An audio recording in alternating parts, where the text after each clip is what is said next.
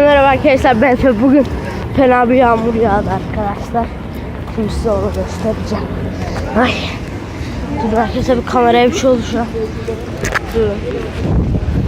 Bir dakika. Tamamdır. Şimdi arkadaşlar geldim.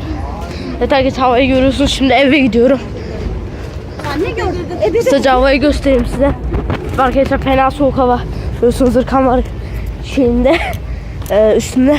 Evet arkadaşlar, görüyorsunuz ışığı resmen şeyi aydınlatıyor, görüyorsunuz.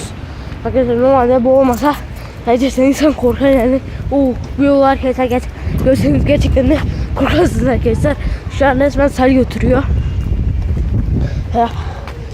Tabii şuralar. Evet arkadaşlar, eve yaklaşıyorum. Bakın şu aralar. Arkadaşlar siz de burada oturuyorsanız yorumlarda beklemeyi unutmayın. İşte ben burada oturuyorum.